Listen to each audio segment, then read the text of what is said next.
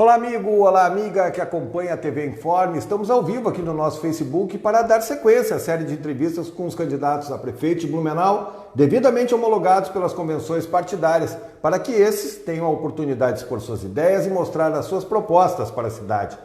Nesta quarta-feira, 23 de setembro, vamos entrevistar Georgia Fausti, candidata do PSOL, que realizou a sua convenção no dia 13 de setembro. Estamos aqui seguindo os protocolos por conta do coronavírus, respeitando o distanciamento, mas sem máscara, para não prejudicar o som. E assim que acabar a conversa, tanto eu quanto a candidata já as colocamos de volta.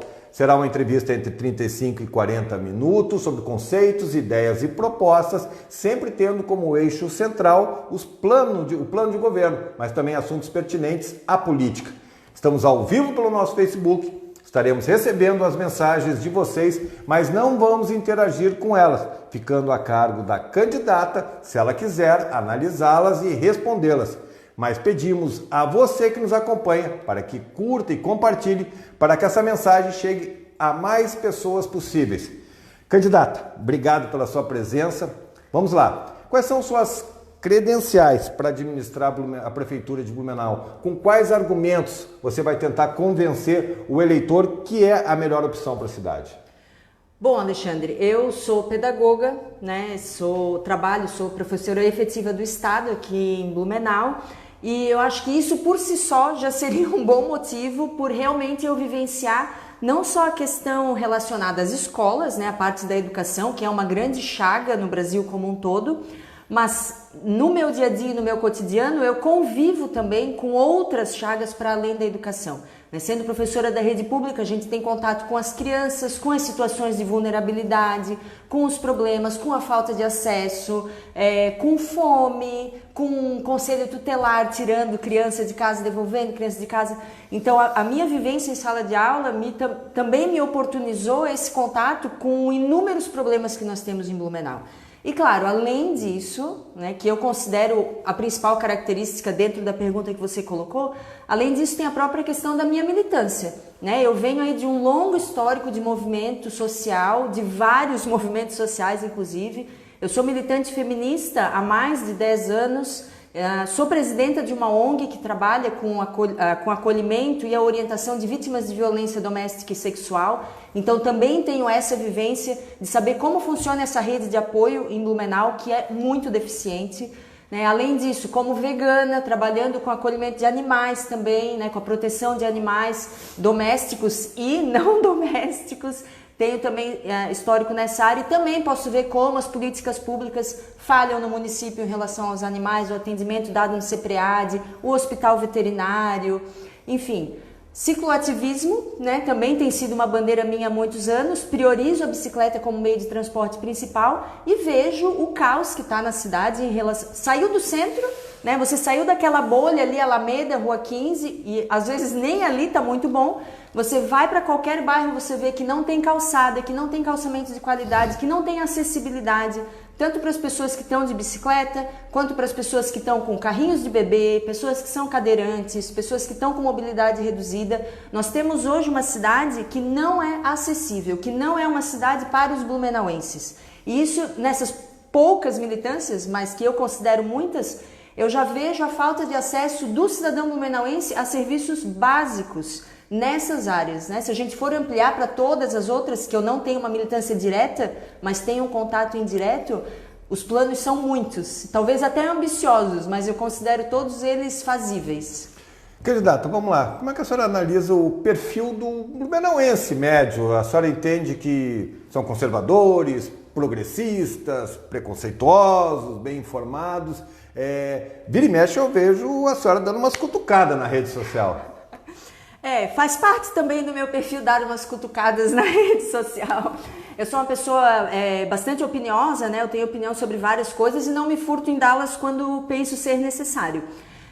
Eu penso que Blumenau está conservadora em certos quesitos, e isso é consequência de um movimento que não é somente referente a Blumenau.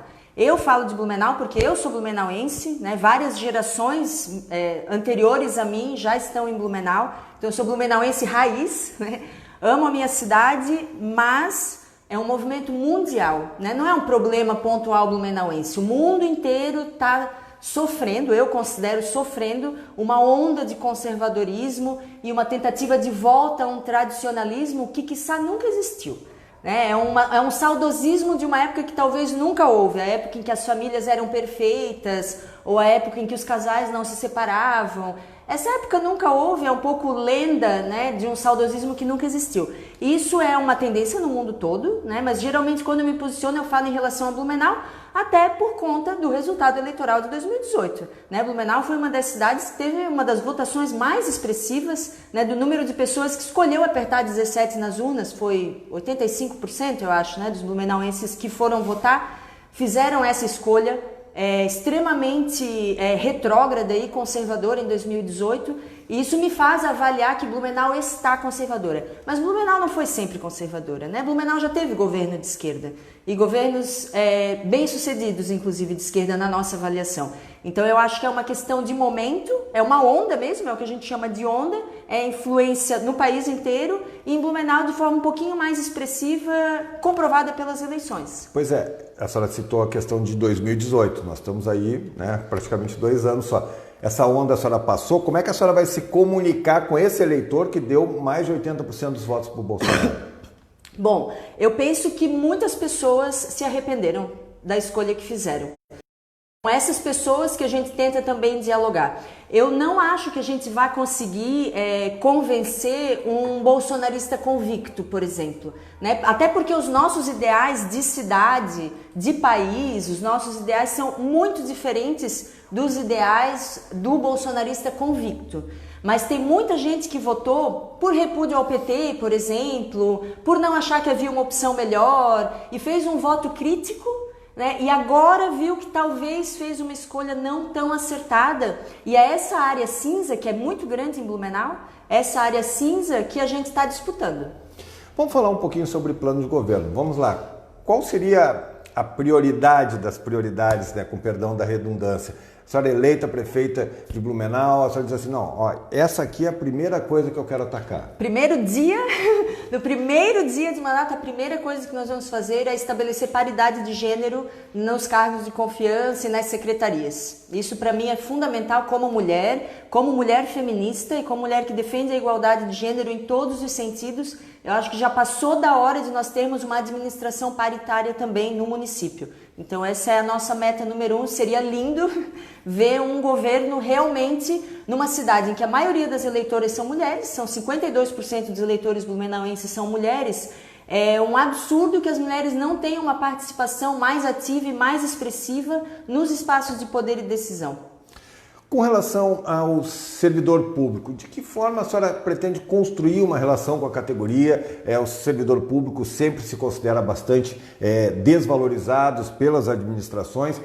O que a senhora pode acenar agora como candidata para o servidor público, caso eleita? Eu sou servidora pública, né? A minha defesa em relação ao serviço público, mesmo antes de eu ser servidora pública, já era incondicional.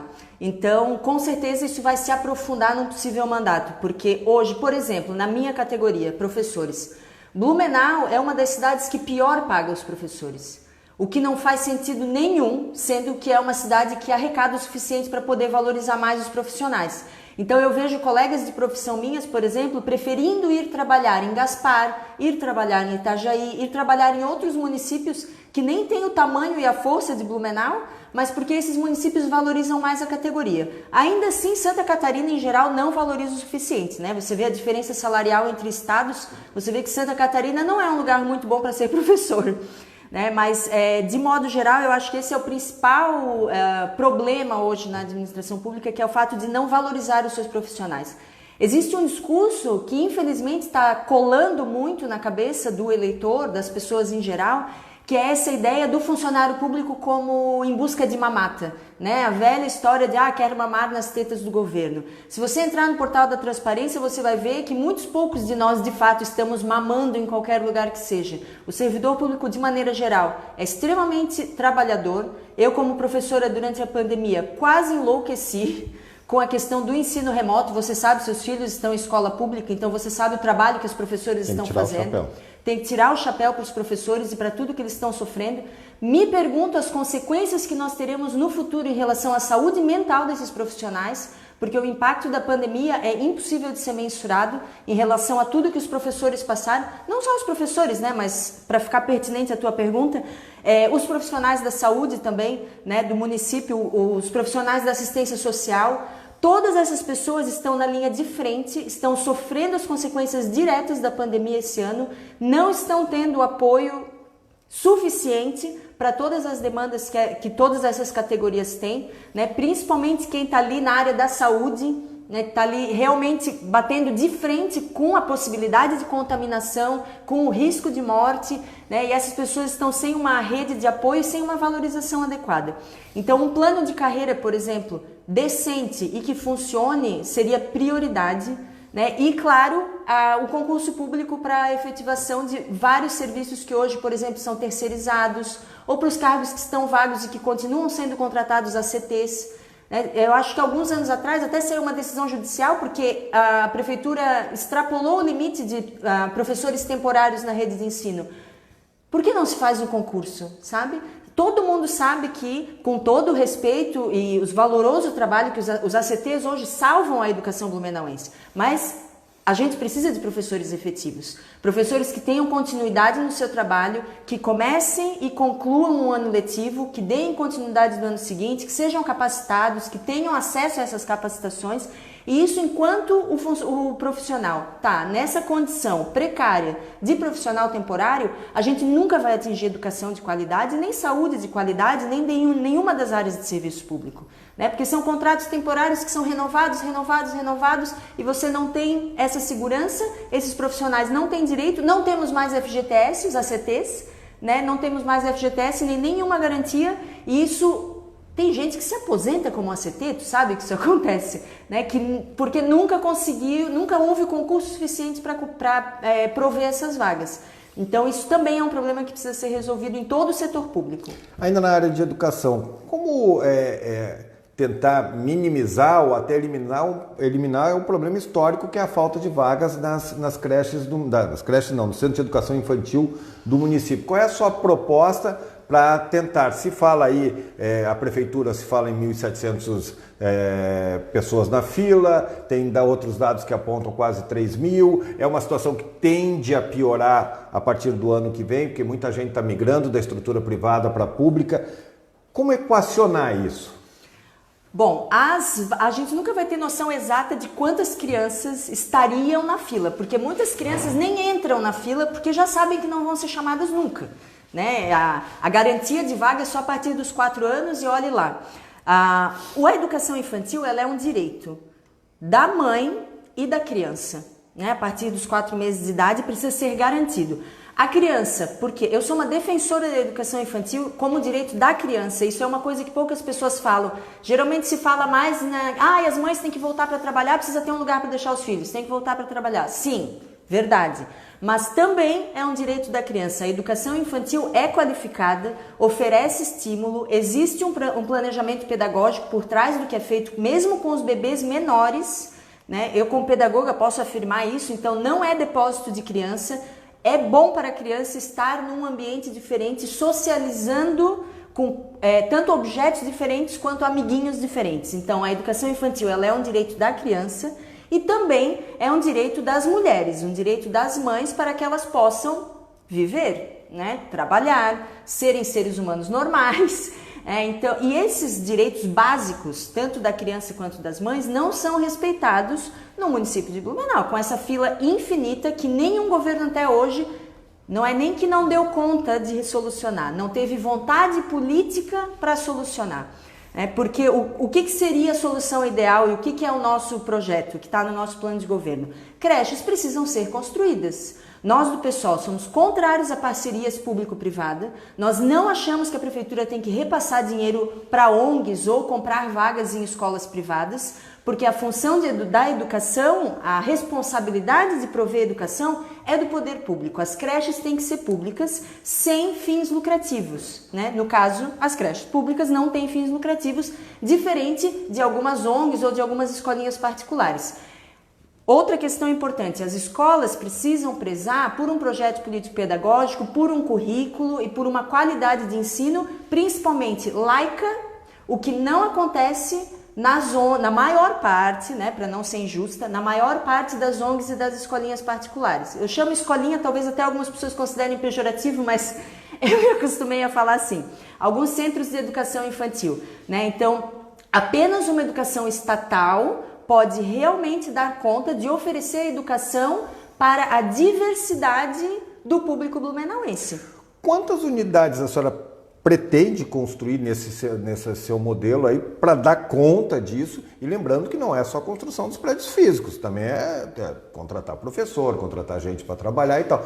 É uma demanda bastante grande para tentar equacionar isso aí. É uma demanda bastante grande, a gente não calculou quantos prédios precisariam ser construídos, nem as regiões, mas para mim é uma matemática um pouco óbvia, né? O dinheiro que você gasta para comprar a vaga numa creche que tem objetivo de lucro, é só redirecionar esse dinheiro. Claro, numa afirmação bastante superficial até, mas para mim é meio óbvio, porque você vai gastar esse dinheiro de qualquer jeito.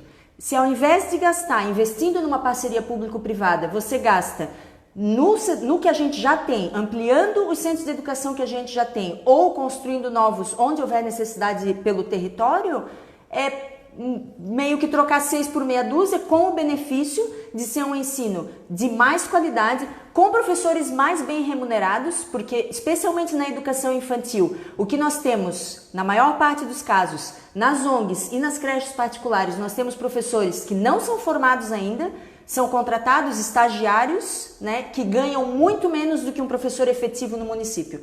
Aí você imagina como é precarizado o trabalho de professor, né? Se no município, eu acabei de falar 10 minutos atrás, que o professor ganha muito pouco e é subvalorizado, você imagina os professores que trabalham em muitas creches particulares, que ganham menos ainda porque são contratados como assistentes de sala, quando na verdade eles são professores regentes. Eu vejo isso acontecer. Eu já fui professora do curso de pedagogia e muitas das minhas alunas eram contratadas como assistentes com um salário de R$800, porque 6 horas por dia, mas na verdade elas atuavam como regentes, e isso no serviço público não acontece. Você tem a garantia de ter um profissional qualificado, devidamente formado, com um salário condizente com a sua função, seguindo um currículo e um planejamento pedagógico da escola, com participação popular via APP, reuniões de pais, gestão democrática da escola, eleição de diretor. É um sistema que tem muito mais possibilidade de ser realmente democrático,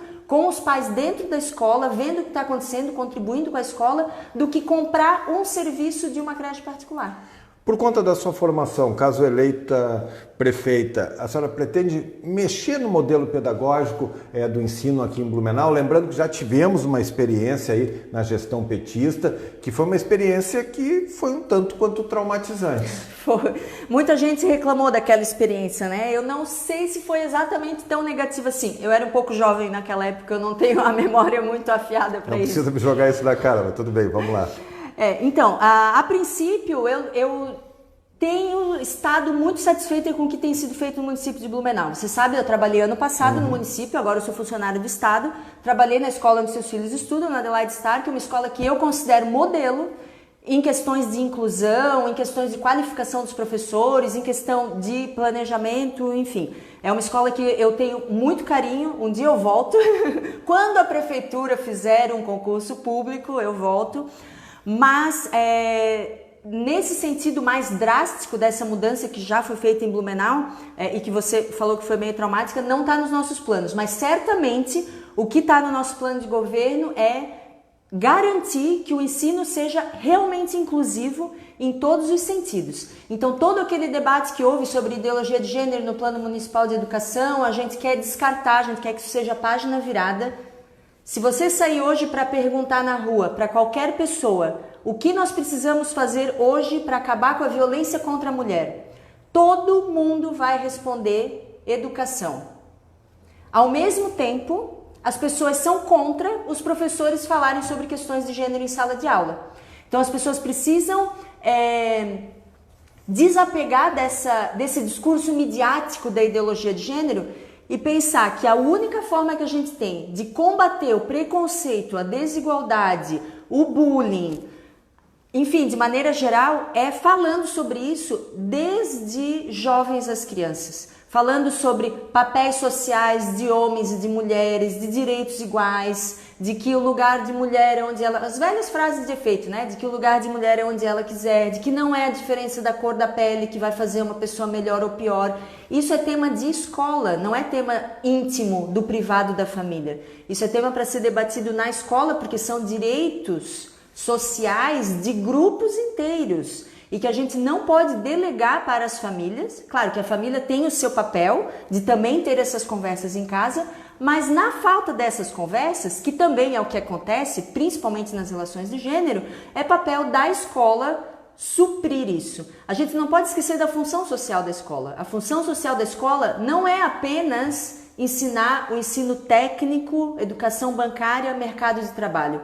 A função social da escola é formar cidadãos, que vão ser pessoas críticas, ativas, que vão participativas, que vão saber ler a sociedade e que vão saber conviver em sociedade. Então, é função da escola também falar sobre isso, ao contrário do que tem sido feito nas políticas de educação no país. Da educação para a saúde, qual é a sua ideia, a sua proposta para tentar desafogar o atendimento de emergência nos 2 pronto-socorros aqui da cidade, que não são hospitais públicos, Blumenau não tem um hospital público municipal, a região não tem um hospital regional, e a gente sabe que muitos dos atendimentos que acabam desembocando lá poderiam ser resolvidos antes, mas claro que as pessoas vão lá porque lá elas sabem que vão conseguir algumas coisas que não conseguem no atendimento da rede municipal. O que a senhora pretende fazer?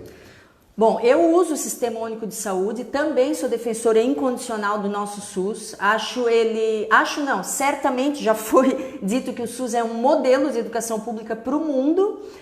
O que acaba acontecendo é a forma como ele é implantado em alguns municípios acaba sendo deficitária. Blumenau, se eu não me engano, tem apenas 43% de cobertura de ESF, Estratégia de Saúde da Família. O problema já começa ali. Porque ali é a base, né? Ali é a primeira atenção que a gente tem no SUS. A minha região, por sorte, é atendida por ESF. Eu particularmente sou apaixonada pelo meu ESF, sou muito bem atendida, tenho todas as minhas demandas resolvidas, mas esse atendimento, essa cobertura precisa ser de 100%. A cidade inteira precisa ser atendida por ESF.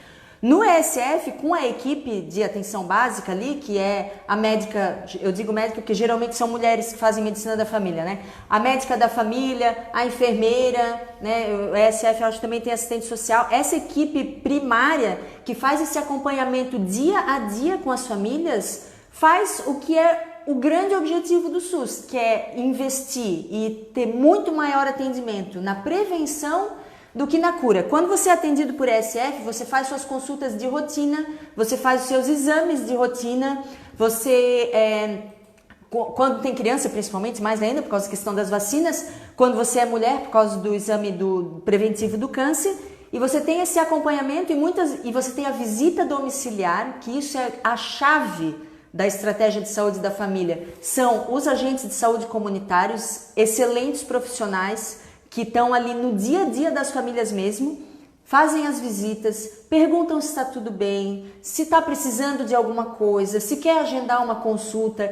Esse tipo de atendimento faz com que qualquer mal maior seja identificado antes de chegar num pronto-socorro. É claro que não dá para fechar pronto-socorro, não é isso que eu estou falando, né? Mas o que eu estou falando é que muitas coisas, antes de atingir um grau de complexidade avançado, podem ser peneirados ou mitigados se a gente tivesse uma cobertura mais ampla e mais eficiente do ESF, né? E que é a realidade que eu vivencio. Tá, mas a senhora pretende aumentar o número de ESFs e insisto na pergunta, porque tem muitas situações que acabam acontecendo da pessoa passar mal ali numa coisa e acabam uma coisa que poderia ser resolvido na unidade, acaba indo para o pronto-socorro.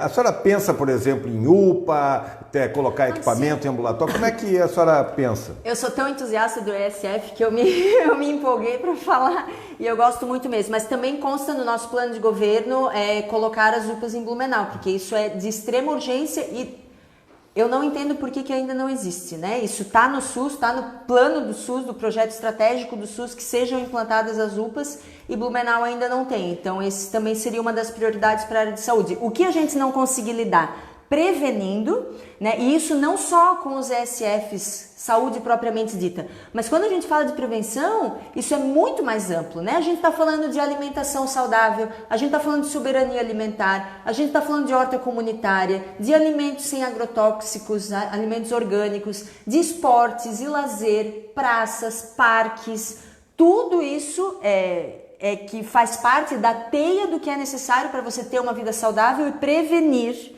E aí nós temos o ESF, a florzinha do SUS, e aí as UPAs para atender esses casos que são mais urgentes e inevitáveis, digamos assim. Ainda na área de saúde, eu também sou usuário do Sistema Único, a gente vê que o atendimento ele é muito bom, o atendimento básico é muito bom, ainda mais comparando com as outras cidades. Mas no momento que a gente precisa de um médico de outra especialidade, precisa fazer um exame, precisa de um remédio, aí a coisa começa a pegar e demora. O que fazer para resolver?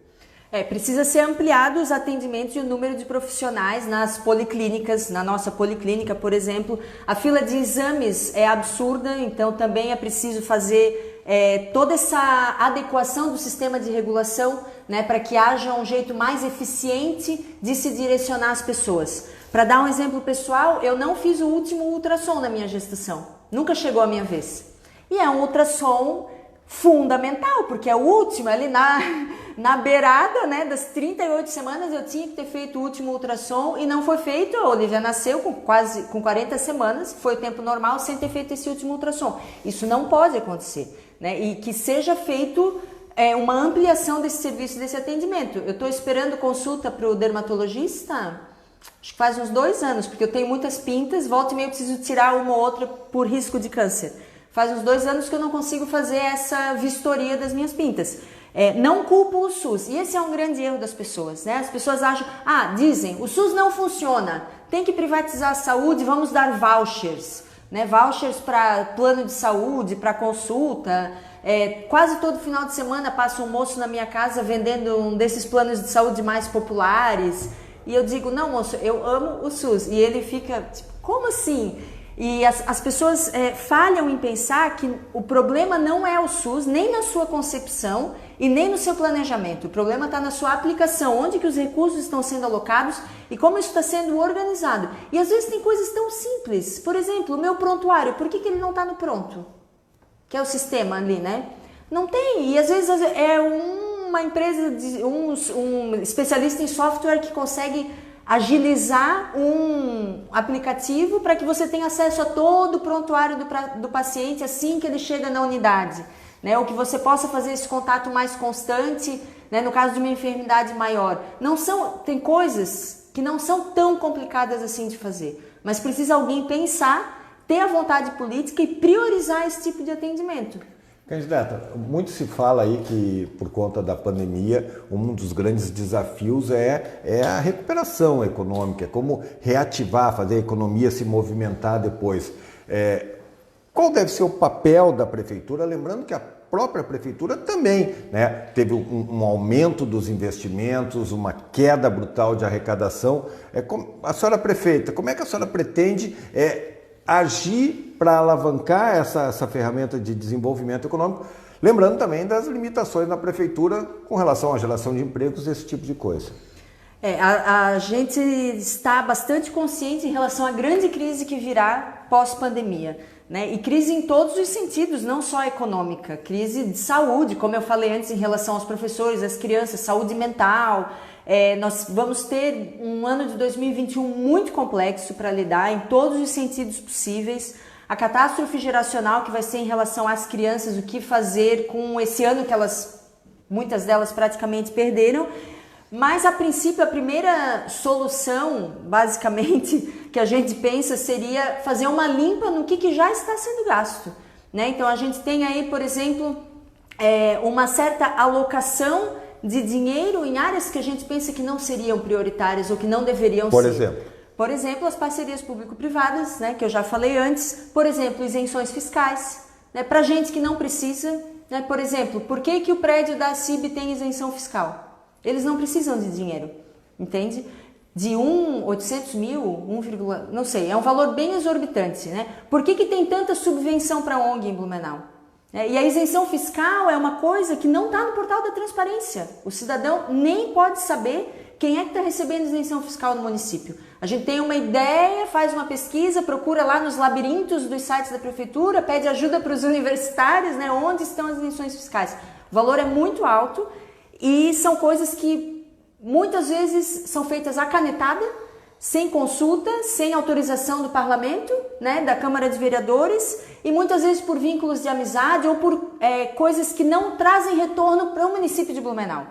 Então, a primeira coisa seria fazer uma faxina em tudo isso, né? Onde que estão sendo colocadas as isenções fiscais, para quem e por quê? E em outros lugares que esse dinheiro seria muito melhor investido e com maior retorno para os cidadãos blumenauenses, né? E aí, feita essa faxina, aí a gente teria que investigar, né, como fazer para que Blumenau retome a economia de uma maneira saudável e sem maiores prejuízos para os cidadãos. Candidato, estamos com 31 minutos mais ou menos, já estamos na reta final. Só queria entender, a senhora falou que é contra a parceria público-privada. Por exemplo,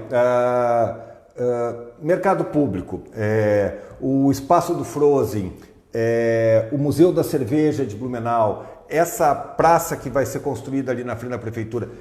A senhora acha que é tarefa do poder público fazer isso? Não seria melhor passar para a iniciativa privada que eles gerenciam? Não acho, eu acho que é tarefa do poder público. Administrar o Museu da Cerveja, por exemplo. Em relação ao Frozen, por exemplo, né? Muito se debateu em relação ao Frozen na época, a gente participou dos movimentos de reavivamento do Frozen, eu estava lá também. Que era um espaço privado. Exatamente. E a ideia nossa, daquele coletivo daquela época, era de que o Frozen deveria ser um espaço público, aberto e amplo para que Blumenau pudesse usufruir desse espaço, né? Porque, se eu não me engano, havia alguns projetos de privatizar, construir alguma coisa que não seria aberta para a população blumenauense, né? Parques, museus, esse tipo de coisa que fazem parte da cultura blumenauense e do lazer do blumenauense não podem ser... Os cidadãos blumenauenses não podem ser impedidos de transitar naquele espaço, ou porque o restaurante é muito caro, ou porque tem que pagar para entrar, ou porque, entende? Tem muitas limitações que não tem razão de ser quando você está falando de cultura e de lazer em Blumenau. Teve uns 2 anos atrás também um debate parecido em relação ao Parque Ramiro.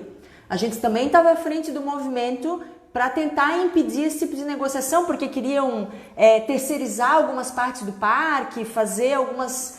Enfim, queriam lotear o parque para iniciativa privada de modo que nós não tivéssemos livre acesso a esse parque, né? Nós entendemos que essas coisas precisam ser geridas pelo poder público e acessíveis aos cidadãos e não apenas a uma parcela privilegiada da sociedade. Candidato, já estamos aí com 33 minutos, já batendo ali no tempo.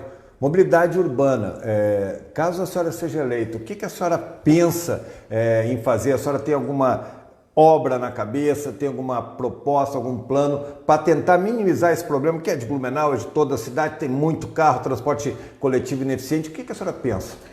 Bom, Blumenau é uma cidade extremamente, o que a gente chama da mobilidade urbana, eu e o Gil, nosso candidato a vereador, a gente chama de uma cidade carrocrata, né? Uma cidade que privilegia o transporte por automóveis, e não privilegia e incentiva, parece que faz questão que o blumenauense tenha um dos maiores índices de carro por pessoa do Brasil, né? A cidade de Blumenau. E eu também ando de carro, eu também tenho carro, não estou aqui querendo pousar de santa sem defeitos, né? Não é essa a questão, mas existem outras formas de se locomover que o cidadão blumenauense, se tivesse a oportunidade, utilizaria. E vou te dizer, inclusive, com um exemplo pessoal. Eu me obriguei a comprar um automóvel porque eu não aguentava mais o sistema de transporte público de Blumenau, que desde a época que eu comprei o carro é péssimo e inacreditavelmente nos últimos anos piorou.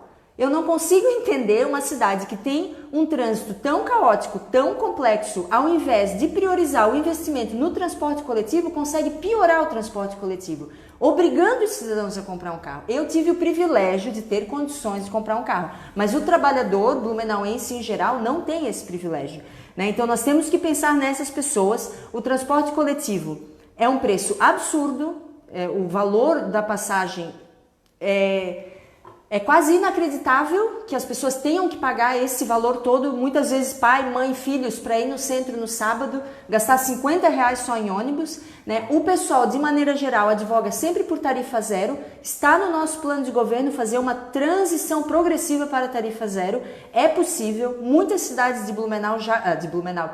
muitas cidades do Brasil já conseguiram implantar com sucesso a tarifa zero, não tem motivo para Blumenau não conseguir. Qual é o exemplo? Maricá é o maior exemplo, né? Maricá, no Rio de Janeiro, é o maior exemplo. Tem vários estudiosos, né, muito mais especialistas no tema do que eu, claro. Mesmo o Afrânio Bopré, do pessoal de Florianópolis, né, o Gregório, esqueci o nome, Lucas Gregório, também são pessoas que estudam a fundo e eles afirmam com segurança de que é possível haver transporte com tarifa zero.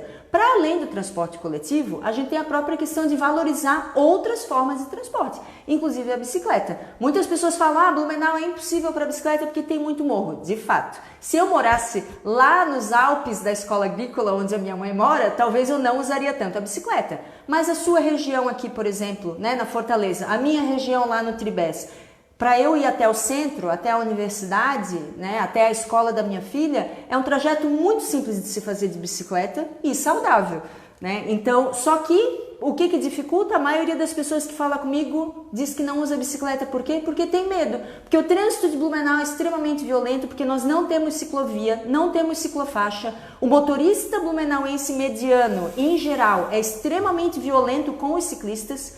Eu já cansei de levar buzinada, xingão e etc., por estar andando de bicicleta no meu lugar, que é na rua. O lugar do ciclista é na rua, não é na calçada, e os motoristas de Blumenau muitas vezes não aceitam esse fato. Então, a valorização desses meios alternativos de transporte, bicicleta, patinete, aquele hoverboard bonitinho, enfim, são várias formas que podem ser feitas para as pessoas se locomoverem em curtos espaços, curtas distâncias, que elas podem se locomover com outra coisa que não seja carro, né? E, claro, a própria acessibilidade, né? Acessibilidade para as pessoas poderem, pelo menos, caminhar sem tropeçar num buraco, né? Sem quebrar o pé também. Para tudo eu tenho uma história pessoal. Quebrei o pé tropeçando num buraco. Isso é acessibilidade em Blumenau. Candidata, para encerrar, nós estamos no limite do nosso tempo, voltando à política. Como é que está organizada a sua estrutura de campanha? O que a senhora busca nessa eleição? Mas você está pedindo os nossos segredos todos? Bom, nós estamos com tudo organizado. Ainda bem, nós tivemos tempo hábil para isso, né? Nós decidimos sair um pouquinho na frente, né? Nós decidimos lançar a candidatura própria antes dos últimos minutos, e isso nos deu uma certa vantagem também para poder decidir o que seria feito, o que não seria feito, para construir o nosso programa de governo, né? Para pensar em quais seriam as nossas estratégias. O principal objetivo que eu tenho nessa eleição é levar essas ideias todas que eu falei aqui a público, né? Esse seria o objetivo que já seria uma vitória para mim. Porque muitas das coisas que nós falamos, PSOL e a esquerda, um pouco mais à esquerda, muitas vezes são coisas que o trabalhador adora ouvir, que é isso que ele quer ouvir. Porém, ninguém fala, porque ninguém quer se indispor com a classe dominante.